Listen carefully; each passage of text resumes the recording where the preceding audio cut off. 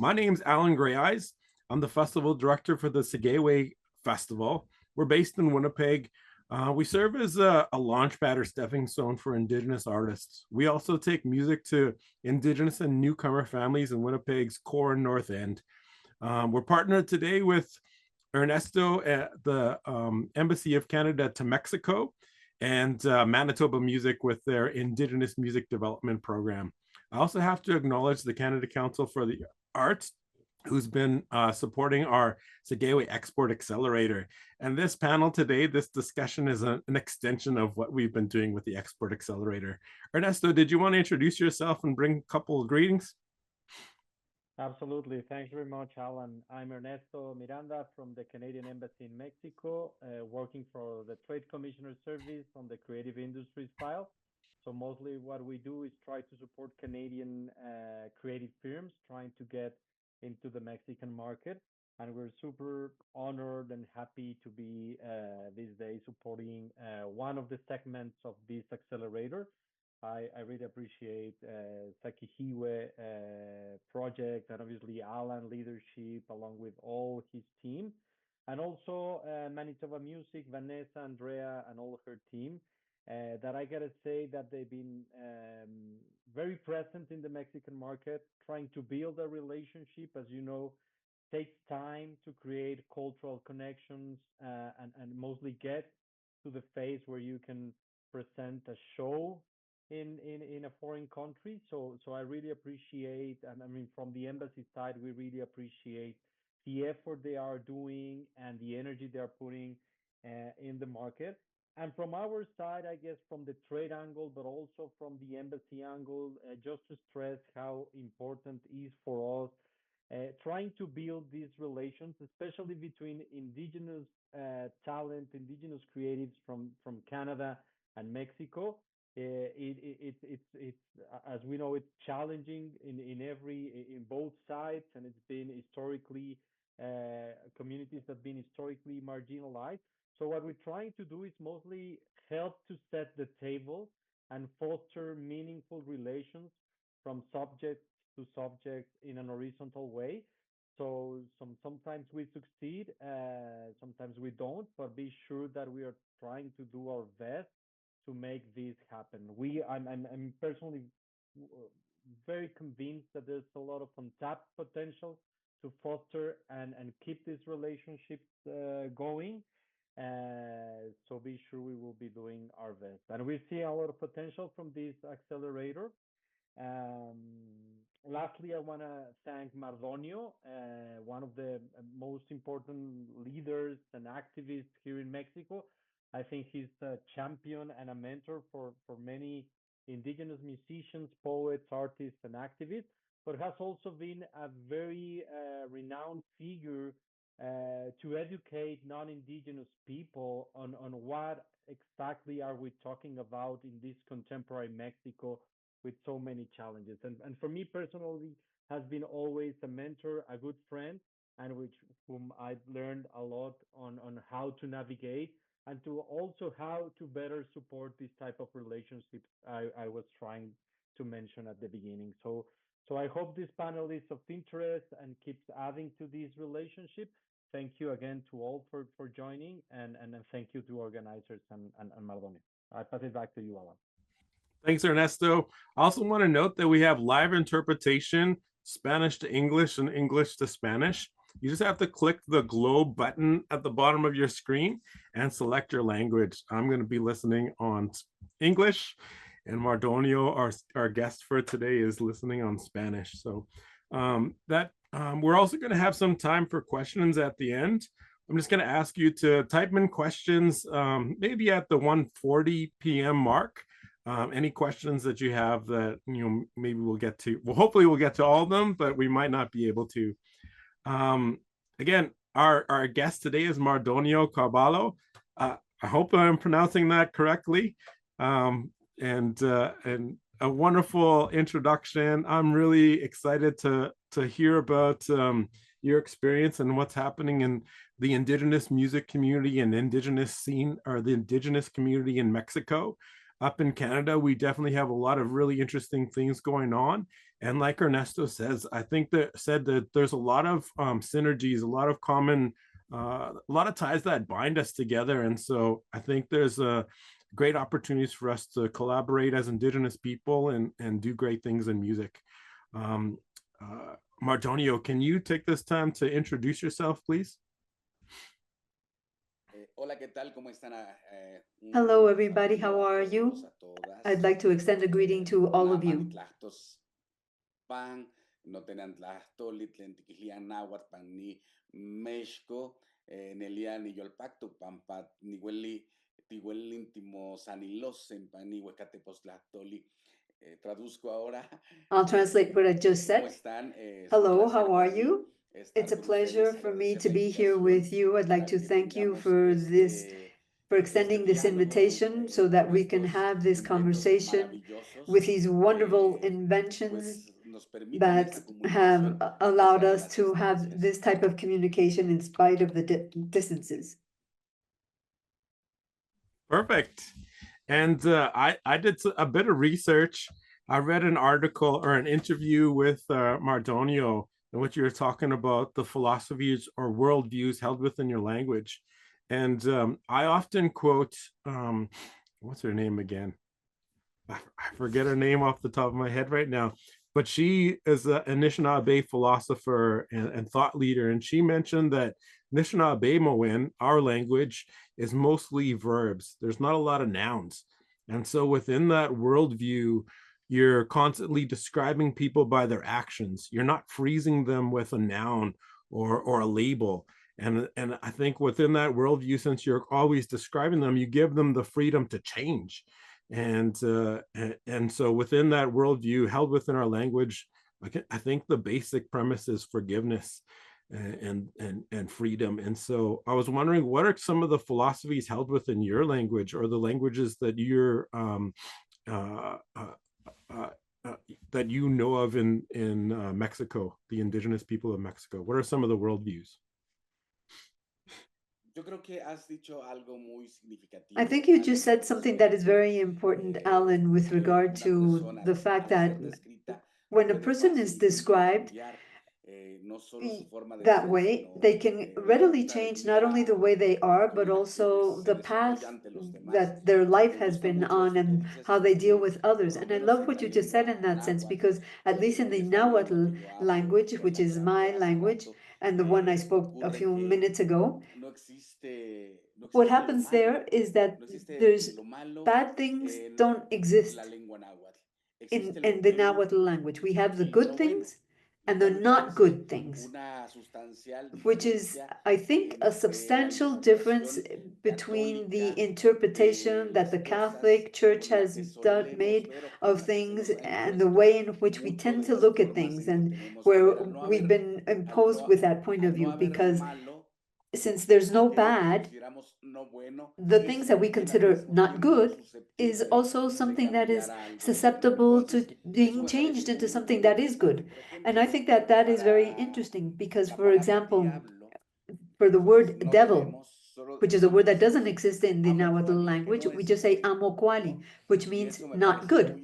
And I think that's very interesting because the devil could be, if the devil were to change, could be good. And so I think that is fundamental in the way in which we view things. Another interesting point I would bring up in the Nahuatl language is that we don't have, or rather we rarely have, the use of nouns or adjectives, full-blown adjectives. That is to say, we don't have the word love as such. We have I love you, but we don't have the love kind of like this concept of love or this philosophy that they have in Spanish. Here, for there to be love, there has to be somebody exercising that love and somebody receiving that love, somebody extending that love and somebody receiving that love. And so that's something very essential for the Nahuatl language. There are a lot of other languages that have a lot of other philosophies. In Mexico, we have 68 indigenous languages, and each one has their own way of looking at the world, of listening to the world, of having concepts regarding the world, and I always say of understanding the problems and solving the problems. That is very interesting in our languages, because in our languages we describe the world on the one hand, but they could also be used to solve the world. Even the way in which we've been looking at things up until now. Because if the not good can be turned into good, it's also very likely that if we were to give our languages the possibility of understanding the problems of the world differently, I think we would have a lot of very different resolutions to the problems and ways of dealing with the world than we've had until now. That's super interesting. And I should note, I don't speak Cree. Our festival name is a Cree term, and it means to love another. And so it's not the word love, it's the action of loving someone else too. So that's really interesting that it's held in the Nahuatl language as well. I wanted to ask about the indigenous people in Mexico. A lot of our artists up here, like myself included, we don't know much about indigenous nations in Mexico. You mentioned that there's 68 indigenous languages. Does that mean there's 68 indigenous nations in Mexico?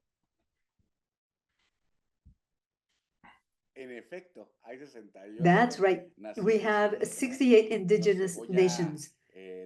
I'm going to mention just a few that I can recall right now. Uña, Quiliquiliwa, Paipai, Papago, Totolabal, Tzetzal, Tzotzil, Maya, Chol, Nahuatl, Amuzgo, Mepa, and those are just a few of the indigenous languages with their corresponding communities and their corresponding ways of looking at the world. And so, yes, 68 nations.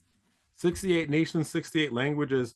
Are there 68 or a number of different musical traditions? And what are some of the most popular musical traditions amongst the indigenous nations?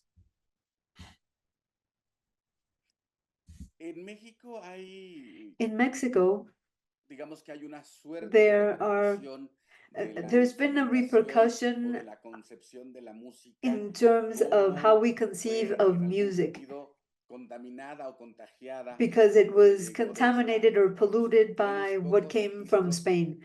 We don't have much knowledge of what the music was like prior to their arrival. We do have some things that we can infer in terms of how certain instruments sounded, and that we found in some offerings that we found. That's something that is different. But right now, there's a lot of music that is being played. I think maybe what I would say is that there's a different type of music in different regions. For example, the huapango. The huapango, which the ancestors perhaps were from Spain, and when they came here, they used instruments that were made of wood. They're string instruments, most of them. And the huapango is played by the Nahuas peoples, the Totonacos, Otomí, and another one which I'm not remember right now, the Temec people as well. And wonderfully enough, that this region, which we know as the Huasteca region of Mexico, they play the huapango or the son huasteco. They all come together in one single form of music, this specific type of music. Obviously, there are also traditions that have to do with singing that comes more so from prayer, the way in which we pray. If we were to understand music from the Western point of view, let's say, a lot of the prayers could, up to a point, seem like songs. I would speak more of regions for traditions. I think I would say that there are more like musical regions that come together in one single musical genre. For example, in the state of Oaxaca, The state of Oaxaca is one of the states located in the central southern part of Mexico. And you can also see that there are a lot of wind bands, wind instrument bands, these big bands where the wind instruments are the ones that are basically the most important part of the music. We might also say that there's this type of music is specifically in the state of Oaxaca. It's very clear in Oaxaca, in the state of Oaxaca. And to give you an idea of what I'm talking about, in Oaxaca, there are 16 indigenous nations or indigenous peoples, and almost all of them play this genre of music that comes from the wind instruments and in wind instrument bands and they play jarabe, son, waltzes, and they also make me think that it's important to realize that in Mexico we have regions of music or regional music. The regions are the ones that determine the music that they embrace and that most or many of the indigenous groups embrace. If you look, for example, at the language, you would also be able to say that there are a lot of prayers. Prayers kind of like words that you repeat over and over with a certain tone of voice that help people to, through the repetition and through the rhythm, to feel differently, to be in another state of, it's very important. Yeah, that's super interesting. And I also wanted to note, like up here in Canada, I have a theory, like our festival presents classroom style concerts. And I have a theory that a lot of Indigenous people don't really like classrooms. And so when we present music that way, it can be challenging for them. Here, most of our events, the traditional events in the prairie region are the powwows. And the powwows are more participatory. So as an audience member, you're free to stand next to the drum while they're singing. You're free to dance in intertribals. You're able to get up and walk around. You're able to socialize while the performance is happening. And so when we force our audiences to sit quietly in a classroom or a concert hall, it's a cultural difference. And so I'm wondering, in some of the indigenous regions in Mexico, is that similar? Do the audience want to participate, or are they okay sitting and watching a performance from a stage?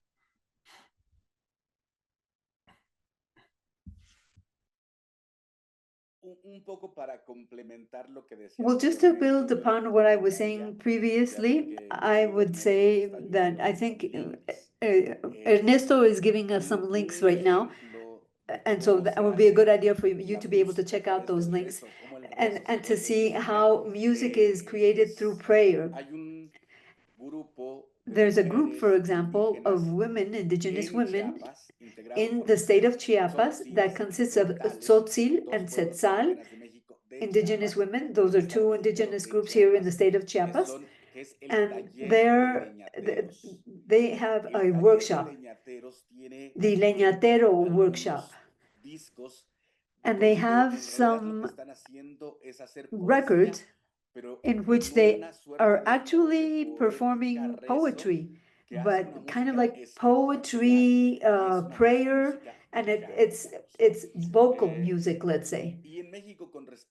And in Mexico, in terms of the music, I think what I would say here is that there are certain states, the states of Oaxaca. Oaxaca has a lot of places that they call escoletas, which is tiny schools where they teach classes in music. They learn how to read a score, but the situation there is a little bit different to usual or normal schools. For example, there's an organization called the SECAM, which I think is a very good example of how you can develop a concept of a music school by using references from Western music schools, but also combine it with participation with the community, because I think that's important to mention. In the escoletas, as they're called, or those music schools, are at the service of the community. Now, maybe that's what I would like to mention, because that's very important and very interesting. Something else I would say that is important is something that's happening in the state of Veracruz, where there have also been schools where the instruction takes place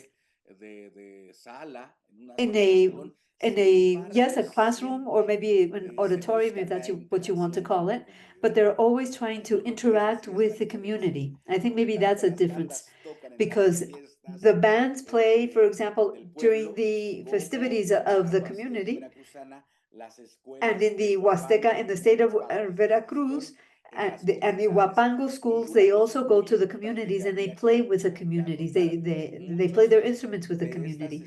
Something else I would mention is a lot of these schools, band schools in Oaxaca or in Veracruz don't charge. I mean, if you're going to be participating, they don't charge you for it. It's kind of like an exchange most of the time, or almost most of the time. A municipality makes an offering, let's say like a sacred offering, and it offers another community the participation of their band. And I think that's an important point to bring up.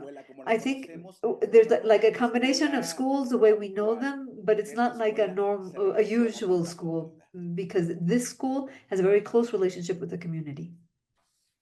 Oh, that's great. Thank you so much. I also want to note that the Anishinaabe philosopher I was referencing is Susan Blight.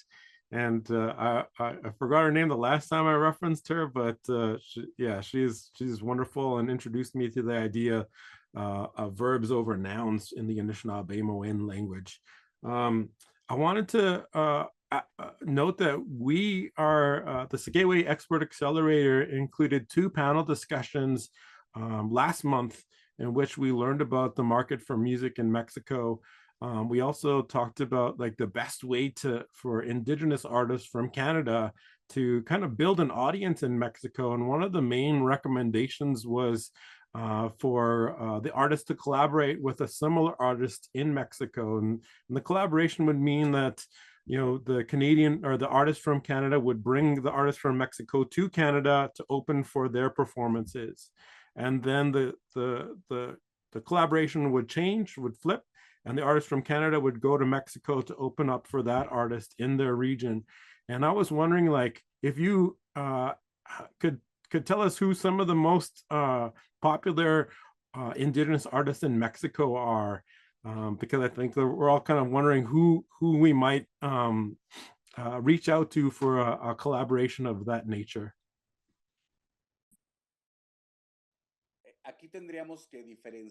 Here, I think we would have to understand the difference, because there are artists such as the most famous, who could be Sacsebul, which is a rock group in Tzeltal or Tzotzil language from the state of Chiapas. Ajamak Casin is another one.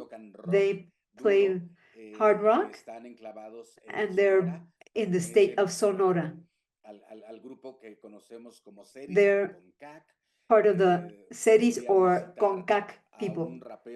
And there's a Mayan rapper who has, I think he's been collaborating with on the soundtrack for a song called Wakanda, which is called Pat Boy, in which he raps in the Mayan language for the Wakanda film.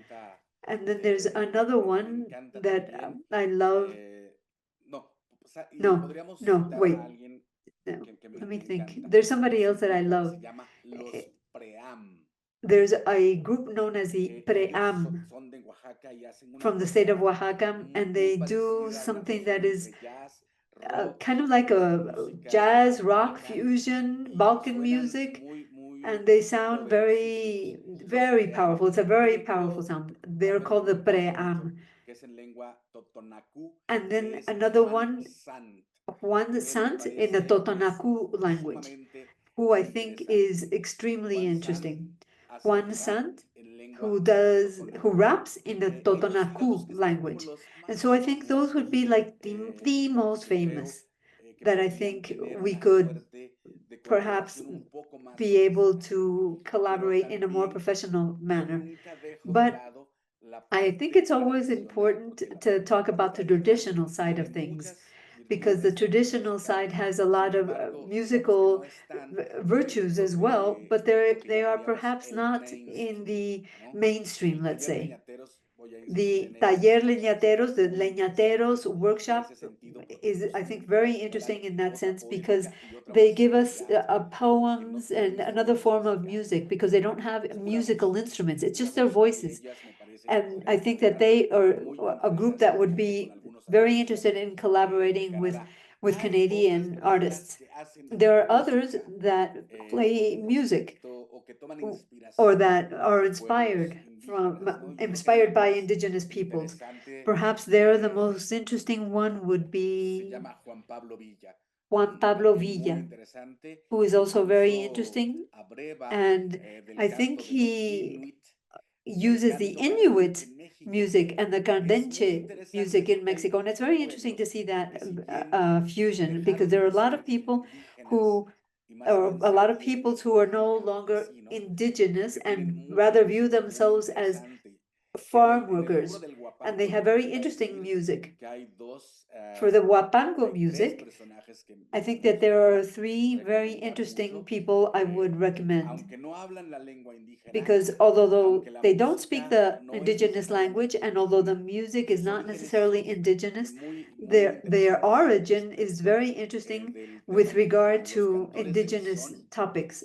The Cantores del Son, which is a Huapango group that I really love.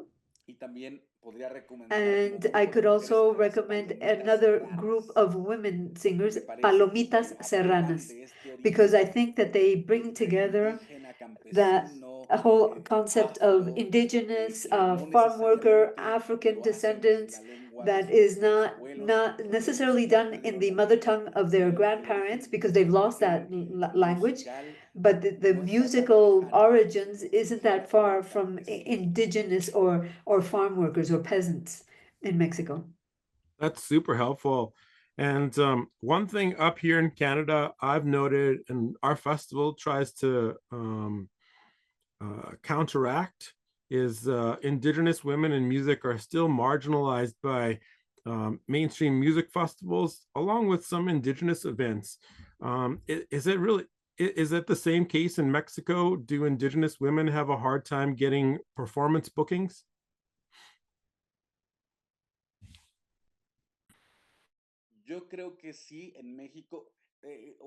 Yes, I think so. When I said in my recommendations that we have women as well, what I would admit that in Mexico, there's an ongoing battle to make our artists to be known elsewhere. I mean, the media is always helpful. And now with digital platforms such as YouTube, we've managed to kind of democratize that. And yet the battle, and I assume that's pretty much the same thing in Canada as well as in many other parts of Central and South America, I've seen that getting into the mainstream world is extremely complicated, even worse if you're a woman. And so, yes, and so in Mexico, we do have that situation. And yet, I also think that it's important that what could happen if we have this type of collaboration that you're talking about. In Mexico, there's the possibility of collaborating, and we could do that. And I think that the Festival Internacional Cervantino, the Cervantino Festival, would be very open to that type of exchanges. In Mexico, there was a festival called Estruendo Multilingüe, multilingual sound. And I think it would be interesting to talk to José Luis Paredes Pacho, who was the drum player of a very important band here in Mexico. And he worked with the University Museum of El Chopo. He developed this festival, the Estruendo Multilingüe, which was new artists in indigenous languages who were being showcased. And a few years ago, we also had another festival called Otro Mitote, in which we had very well-known artists who were not necessarily from indigenous peoples, but who were very much aligned with indigenous peoples. And so we would bring together an emerging indigenous group with a non-indigenous group and help them to have a concert between the two of them. I think there are a lot of possibilities of collaborating with Mexico, because in Mexico, we have a lot of languages that are still very much alive. And now, especially insofar as poetry is concerned, it's been it's been flourishing a lot more right now in indigenous languages. Thanks so much. I wanted to ask about other music festivals. Are there other music festivals that Indigenous artists from Canada should look into as a great introduction to Mexico?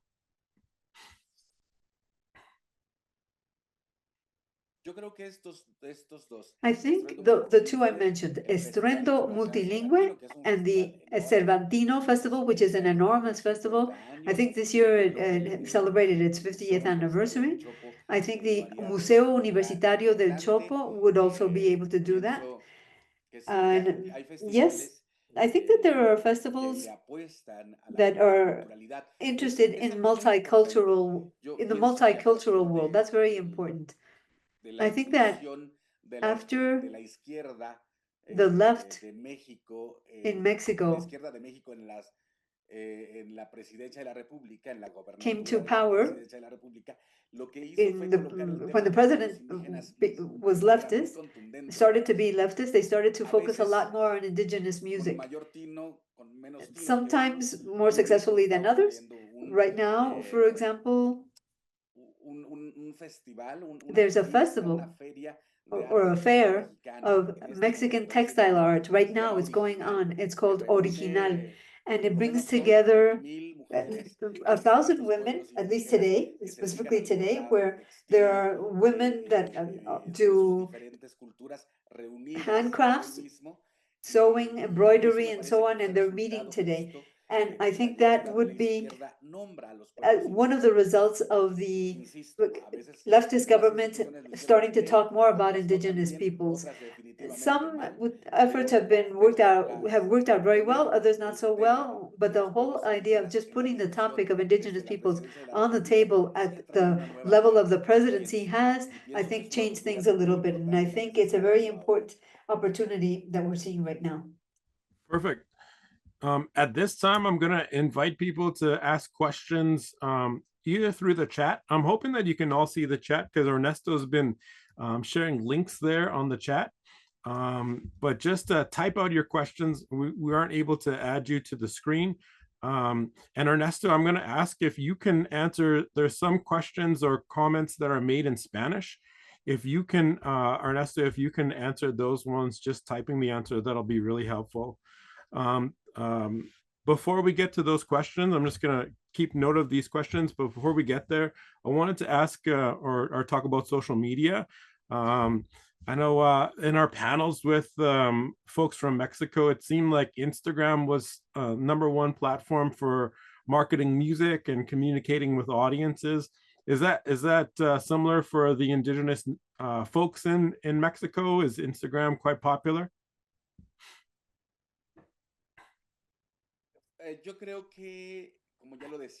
Well, as I was saying, in Mexico, it's been tough for us to get into the media, including digital platforms and digital media, which you might think are more democratic in nature, but the problem, I think, is still the same. I think that there are not many artists that have managed to make it in Spotify digamos que a las plataformas de Yeah. streaming musical, I pienso mean, que hay music muy pocos streaming personajes que han logrado platforms, I think that there are very few people entrar who have a managed este to círculo. make it into that circle, Pero let's say. por eso yo But decía o hablaba de las músicas that's why I tradicionales, was porque hay talking mucha about música, traditional mucha music, música. because there's a lot of Sin music in embargo, me Mexico, lots parece of que en el music in sentido Mexico. de, But I de think that when we llegar talk a los about ámbitos comerciales del mainstream, me the parece que estamos reaching todavía the un paso mainstream, I atrás. think Me we're parece que far esa es behind. And esa in es that una, sense, las plataformas I think digitales that tendrían, me the parece, digital platforms, social media are o kind son of un like, universo a I mean, conquistar todavía. that's still a universe we have to Yo conquer. más bien pensaría de And so I algunos think that artistas que lo han logrado, maybe just a casi few les podría artists decir have que son been los que les acabo de successful decir. there, the ones that perhaps I've already Son mentioned. muy poca gente But que está actually, there are donde very creo few que people hay where más that use them, where posibilidad o perhaps there donde, would be more digamos, la possibilities democratización del uso de los in medios which we ha could see sido more más of the importante. democratization Pienso que of México the debe ser music, indigenous music. o It YouTube would be either YouTube or Facebook. And what about streaming music? What's the most popular streaming service? Is it YouTube, since it's free, or does Spotify have a good foothold? I'm also gonna just note that I understand the chat isn't available. So what I'll do is share the links by email with everyone afterwards. But yeah, Mardonio, is YouTube the #1 streaming service for music? Is that where everyone listens? Sí, yo pienso Yes. que YouTube por ser Yes, I think so. gratuito, YouTube because it's yo creo free, que Facebook por ser and también Facebook as well because it en is. México no sé cómo I don't México know. está como muy claro. Mexico, Instagram Mexico, es para una it's clase interesting. media. Instagram is like for middle class. Facebook y Facebook YouTube es como una and clase YouTube media is baja, like digamos. middle class, Que no sé lower si los demás class. países sigan I don't know if that's the igual, same pero en in other México, countries, but in Mexico, digamos que Instagram, Instagram, Twitter, Twitter, Spotify, son Spotify, plataformas como para those una are clase platforms social like for a más media hacia alta. middle Y higher pienso que YouTube es donde me parece que están economic class, descubriendo, whereas están descubriendo muchas más cosas que son Facebook and YouTube are where interesantes esas dos other very cuando interesting things are tiene que happening, ver but con for la other classes. gratuidad. I assume that it's because it's free. Perfect. Yeah, I think that's the case for a lot of people worldwide. I think YouTube is still the #1 streaming service for music. And I'll also note, like up here in Canada, most of the native audience, I think they're still loving Facebook, unless they're like younger than 18 years old, then they're on TikTok and Snapchat, where us older folks usually don't go. And so, yeah, it was really interesting to note in our panel discussions that, everyone, a lot of those folks were using Instagram because they were they were my age or young or a little bit younger. So, and for us up in Canada, it's not really economic class. It's more of age demographic on which social media platform you use. So we're going to get to the questions here.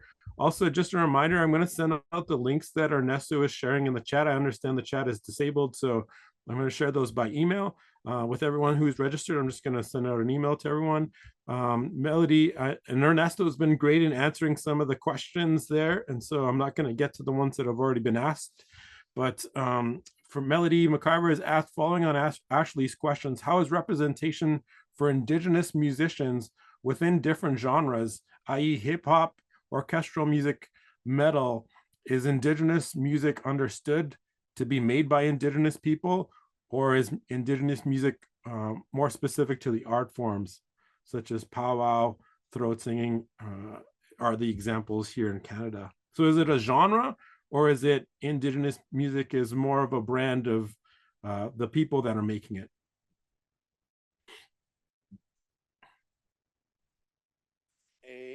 En México, In Mexico, pienso que digamos que en la cuestión vocal, I think that en the México vocal, hay well, let me say, muchas formas. in Mexico, there's lots of different types of Hay gente music. indígena haciendo There are indigenous obra en peoples su propia lengua, creating works in their own language, indígenas indigenous peoples who don't sing in their native tongue, rather in Spanish, people that live in the countryside, the farm workers or peasants that are not necessarily indigenous, or maybe they are indigenous who have lost their mother tongue, and therefore they're trying to make their music in that language to try to recover it, or just in Spanish. And there are people in the mainstream that have started to notice indigenous languages and started to sing in the indigenous languages. And so, for example, in Mexico, we have La Bruja de Texcoco, which is una compañera del movimiento queer. a colleague of ours from the queer movement who sings in Spanish, sometimes in indigenous languages, and she, in her effort of finding her identity, sings in those languages. But she doesn't speak an indigenous language herself. And then there's somebody else that I'm sure many of you already know, Lila Downs, whose mother is from the Mixteca people, and her father is American. And she sings in several indigenous languages. Juan Pablo Villa, that I had already mentioned, and he sings. He fuses his music with a lot of indigenous musicians, including myself, but at the same time, he seeks, or rather, I think maybe he was the first person to listen to this wonderful music or chant and singing in Mexico that is known cardente. It's not indigenous, it's choral music that is sung by people who work in the farmlands, and it's the spoken word, no instruments, just voices. And so that's just to give you an idea of all the different types of music we have. Oh, that's perfect. So I think here we've been doing a lot of work to make sure that people understand that indigenous music isn't a genre. For us, it's about helping indigenous people make music their full-time job. And so it's more about the people and less about the music that's being performed. And so we have artists who are performing, like Melody mentioned, there's a lot of rappers, there's powwow, there's orchestral music, all genres. And it's indigenous music as a brand is more about the people and again, helping them make music their full-time job. Lisa Muswagan has asked, is TikTok commonly used amongst indigenous people in Mexico?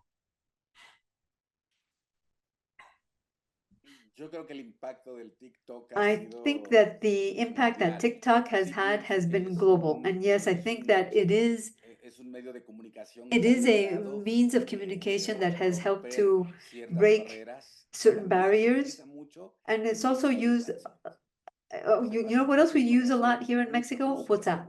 A lot of music and information is conveyed through WhatsApp. Yeah, I've noted that WhatsApp is quite popular in Mexico when I've been there, and I don't use it myself, but yeah, extremely popular. Do you think does anyone use WhatsApp to market their music, or is it just more communication amongst friends and colleagues? Well, it's like communication, but I think that there are also a lot of people who send music videos, for example. And is it like just music video clips or full videos? El video completo.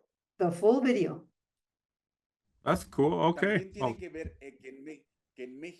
Perhaps it's also because in Mexico, the biggest telecommunications company in Mexico offers WhatsApp in its cheapest plans, let's say, cell phone plans.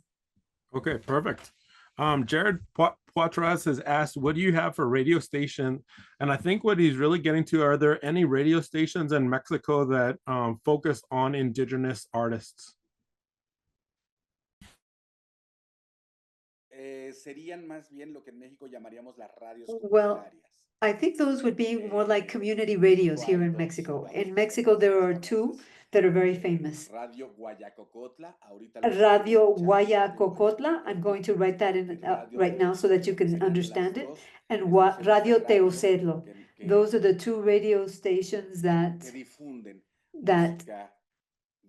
play indigenous music from indigenous peoples. Perfect.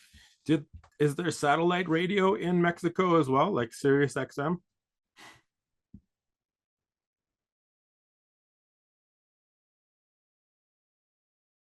No.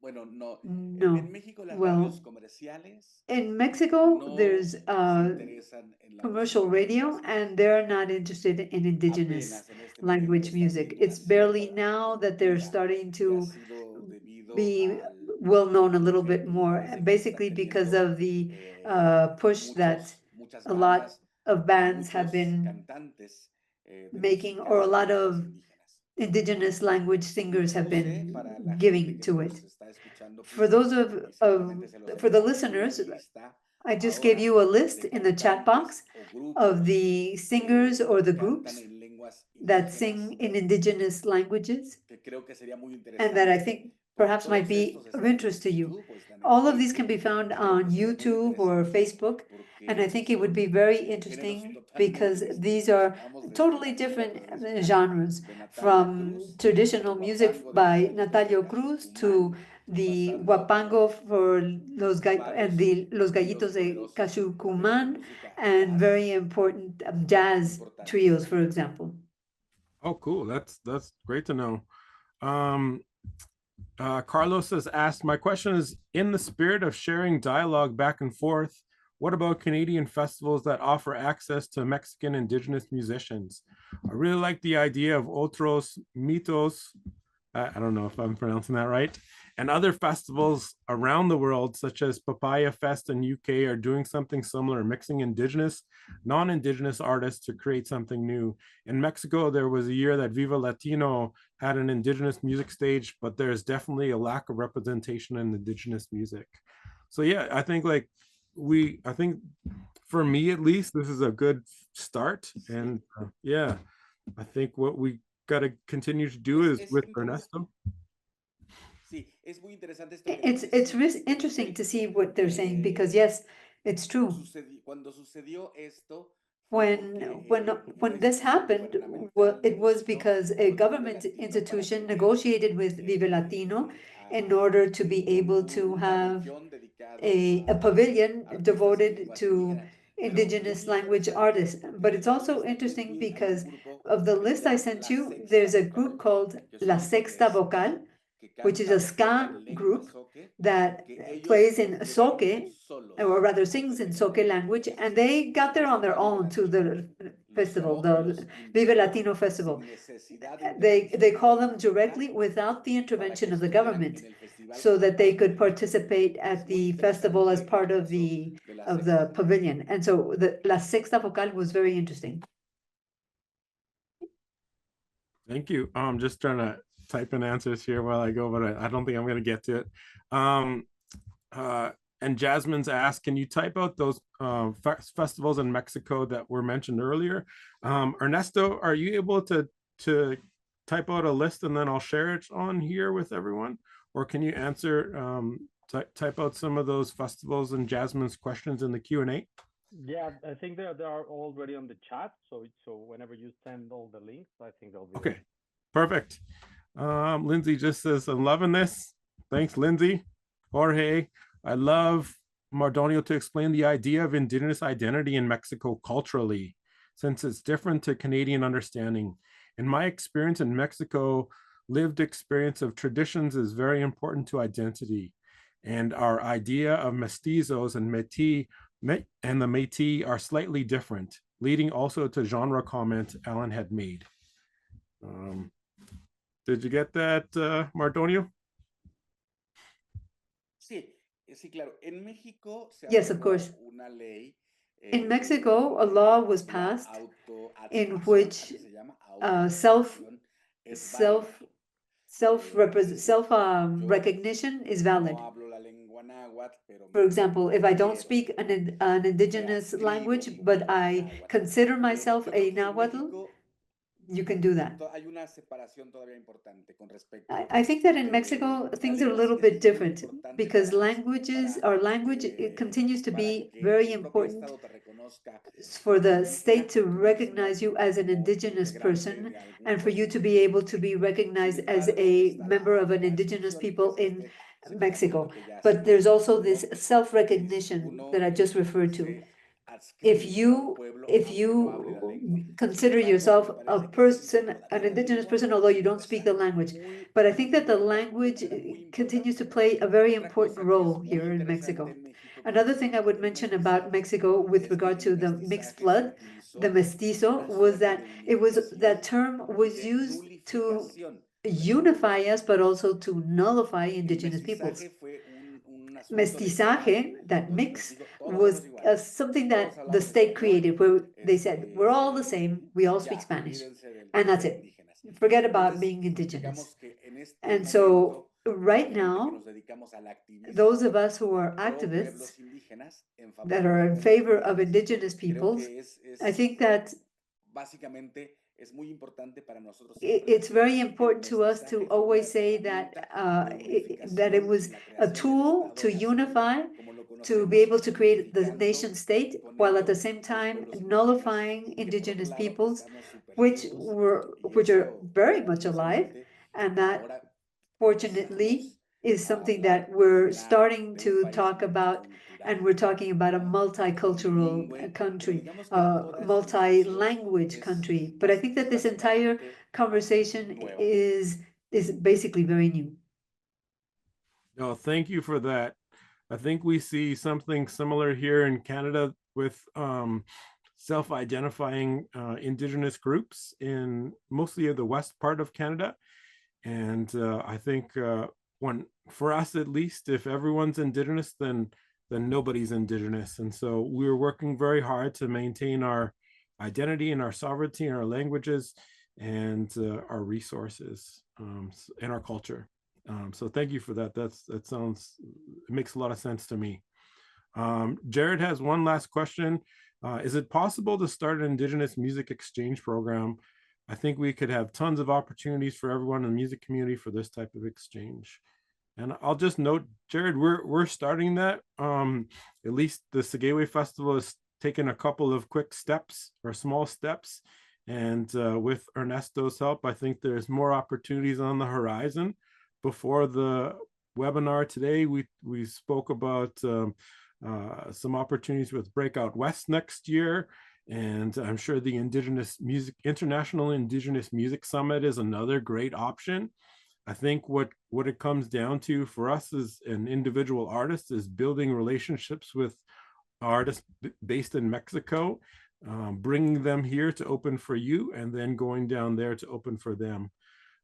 In our panel discussions last month as well with folks from Mexico, I learned that it's really important to have a PR campaign that's in Spanish and communicates to an audience in Mexico. And so you can't just expect to go down there and have an audience love you without any lead up. And so there are PR companies based in Mexico that'll help you develop a strategy and messaging to speak to the audiences in Mexico.